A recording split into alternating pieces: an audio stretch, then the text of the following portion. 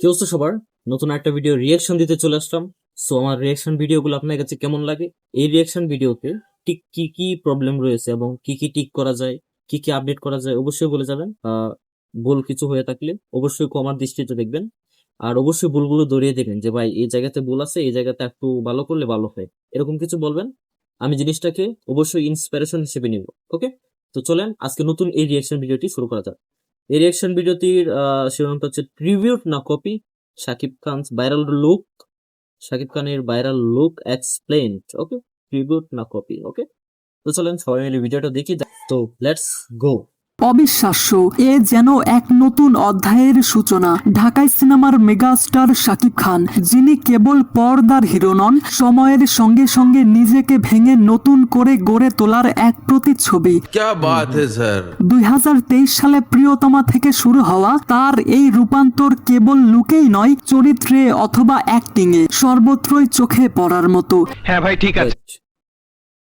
মানে প্রিয়তমার পর থেকে আমরা যে শাকিব খানকে পেয়েছি, প্রিয়তমার আগের শাকিব খান এবং প্রিয়তমার পরের শাকিব খান অনেকটা ডিফারেন্স। এবং প্রিয়তমার পরের যে শাকিব খানকে আমরা পেয়েছি, এই প্রিয়তমার পর থেকে যতগুলো সিনেমা এসেছে সবগুলো সিনেমাতে ভিন্ন ভিন্ন লুক, ভিন্ন ক্যারেক্টার, ভিন্ন চরিত্র, ভিন্ন গেট আপ, পুরো একটা ভিন্ন শাকিব খানরা আমরা পেয়ে গেছি প্রিয়তমার পর থেকে। এবং যে অরাটা সৃষ্টি হয়েছে শাকিব খানের বর্তমান যে ক্রেজটা সৃষ্টি হয়েছে অন্য লেভেলের। চলেন সম্প্রতি তার আপকামিং সিনেমা সোলজারের একটি ছবি সোশ্যাল মিডিয়াতে রীতিমতো ঝড় তুলেছে। লুকটা দেখার পর আই ওয়াজ লাইক, আব ইয়ে তুফান সুনামি মে বদলনে ওয়ালা হ্যায়। ঘন কোকড়ানো চুল আর আত্মবিশ্বাসী হাঁটার ভঙ্গি, লুকটা দেখে জাস্ট চিটকে গিয়েছিল। বুঝতেই পারেননি এই মানুষটিকে। উনি কে? এই লুকটা দেখার পর আমি নিজেই জাস্ট চিটকে গিয়েছিলাম যে এটা কি মেগাস্টার শাকিব খান আমার নিজেরই চিন্তা অসুবিধা হচ্ছিল। পরে যখন দেখলাম যে শাকিব খানের পেজ থেকে আপলোড দেওয়া, তারপর বুঝতে পারলাম আর কি। জাস্ট প্রথম দেখাতে যে কেউ চিটকে যায়। স্পেশাল শাকিব খান। এই লুকটি কি শুধুই নতুন একটা ফ্যাশন, নাকি এর সঙ্গে লুকিয়ে আছে বাংলা সিনেমার স্বর্ণযুগের কোনো স্টাইল আইকনের প্রতি গভীর শ্রদ্ধা? তো গাইস, চলুন আজকের এই ভিডিওতে আমি আলোচনা করব শাকিব খানের এই মাস্টার ক্লাস ট্রান্সফরমেশন এবং এর পেছনের আসল গল্প। এইবার শালা কাপাকাপির পালা। আরে সাসা, কাপাকাপি বাদ দিয়ে চ্যানেলটা সাবস্ক্রাইব করুন। আরে বাহ, আপনাকে থ্যাংক ইউ।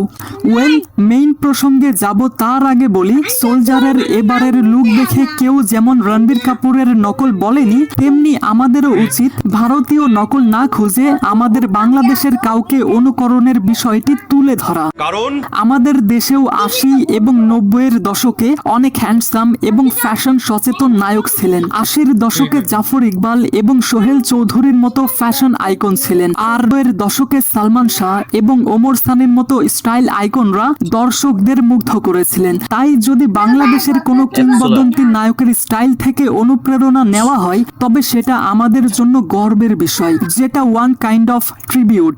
এইটা গর্ব করার মতো। সম্প্রতি শাকিব খানের যে ছবিটি ভাইরাল হয়েছে, কোকড়ানো চুল, ঘন গোফ, নেভি ব্লু শার্ট আর সানগ্লাসে তাকে দেখে কেউ বিশ্বাসই করতে পারেনি যে এটা শাকিব খান। এই ট্রান্সফরমেশন আবার প্রমাণ করলো পরিবর্তনের আরেক নাম শাকিব খান।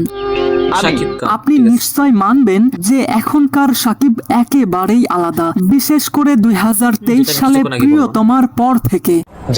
এখনকার শাকিব শুধু বাণিজ্যিক হিরো নন, প্রিয়তমা, রাজকুমার, তুফান, বরবাদ অথবা তাণ্ডবের মতো গল্প ভিত্তিক সিনেমারও অন্যতম ভরসা। প্রত্যেকটা চরিত্রের জন্য তিনি কতটা ডেডিকেটেড সেটা আমরা অনেক আগেই দেখেছি। প্রিয়তমাতে আমরা রোমান্টিক এবং ইমোশনাল এক শাকিবকে পেয়েছি, এবং সব থেকে interesting, for the first time এখানেই আমরা শাকিব খানকে বৃদ্ধ লুকে দেখেছিলাম। এরপর তুফান, বরবাদ অথবা তাণ্ডবে আমরা একটা পাওয়ারফুল এবং এক্সপেরিমেন্টাল শাকিবকেও দেখেছি। এখন তিনি জানেন কিভাবে চোখের ভাষা আর শরীরের অঙ্গভঙ্গিতে চরিত্রকে ফুটিয়ে তুলতে হয়। এই পরিণত অভিনয় তাকে এখনো প্রাসঙ্গিক রেখেছে।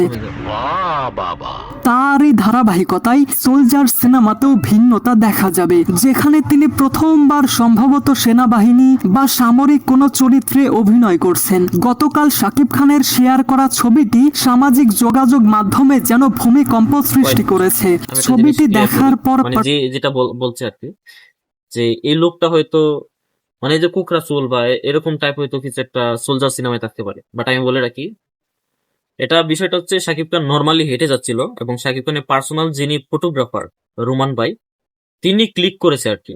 এটা কোনো সিনেমার অংশ না, এই ড্রেস আপও কোনো সিনেমার অংশ না। তবে এই যে ফিটনেসটা রয়েছে, এটা তো সোলজার সিনেমাতে শুটিং চলাকালীন থাকে, এটা ন্যাচারাল বিষয়। বাট এই যে গেট আপটা বা এই যে চুল এলোমেলো হয়ে আছে, এটা সোলজার সিনেমার কোনো পার্ট না। এটা শাকিব খান নর্মালি হেঁটে যাচ্ছিল, ঠিক তখন তার পার্সোনাল ফটোগ্রাফার ক্লিকে ক্যামেরা বন্দি করেছিল আর কি। এটাই জাস্ট। আর এতে আমরা সবাই মিলবো।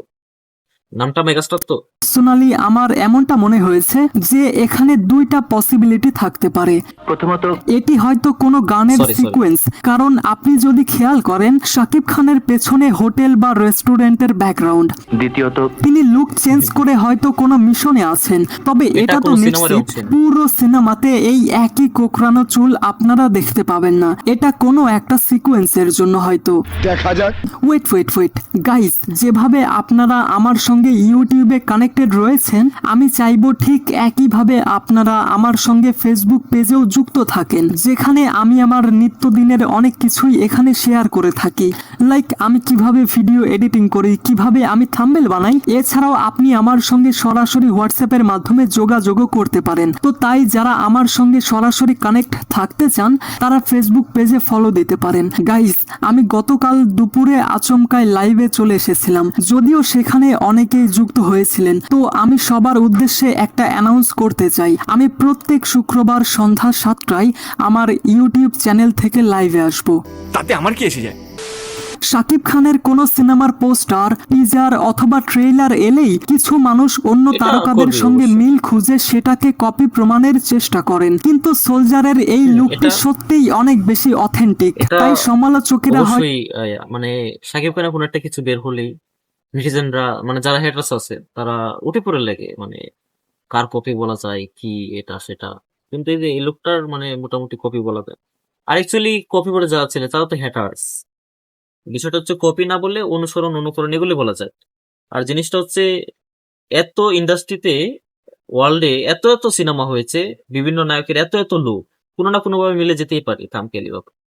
হ্যাঁ, সো এরকম বোধ বুদ্ধি যদি কারো না থাকে, তাহলে তো correct। তো এটার মিল খুঁজে পাবে না। তবে হ্যাঁ, একটা বিষয় মানতেই হবে, 80-র দশকের স্টাইল আইকন জাফর ইকবাল স্যারের চুলের স্টাইলের সঙ্গে অনেকটাই মোটামুটি। এখানে মিল পাওয়া যাচ্ছে। তবে এতে সমালোচনা করার কিছুই নেই, কারণ আমাদের দেশের কিংবদন্তির স্টাইলকে মেগাস্টার গ্রহণ করলে সেটা আমাদের জন্য একটা গর্বের বিষয়, যেটা এক প্রকার শ্রদ্ধা বা ট্রিবিউট। সঠিক বলেছেন। আচ্ছা, যেহেতু এই প্রসঙ্গে কথা উঠলো, তাহলে আপনাদেরকে আরো একটা সমালোচনার কথা একটু বলি। বলেন। 2024 সালে তুফান সিনেমার একটি দৃশ্যে শাকিব খান যখন আয়নার সামনে দাঁড়িয়ে স্টাইল করে, তখন সেই আয়নার রজনীকান্ত। পাশে সাউথের সুপারস্টার রজনীকান্তের একটা ছবি দেখে অনেকেই প্রশ্ন তুলেছিলেন, কেন সেখানে বাংলা সিনেমার কোনো কিংবদন্তিকে রাখা হলো না, জাস্ট লাইক নায়ক রাজ্জাক স্যার। আর আপনারা হয়তো জানেন, তুফান সিনেমাটি 90 দশকের থিমের উপর বানানো হয়েছিল, তাই অনেকেই এটা নিয়ে আপসেট ছিলেন যে রজনীকান্তের জায়গায় বাংলাদেশের কোনো কিংবদন্তিকে রাখা উচিত ছিল। তবে এবার মনে হচ্ছে শাকিব খান হয়তো সেই প্রশ্নেরই জবাব দিলেন। তোমার কথা শুনে মনে হইতেছে তুমি বিরাট জ্ঞানী মানুষ হয়ে গেছো। আরে চাচা, এই একটা কথা কইলা, এই কথা তুমি কবে বললা?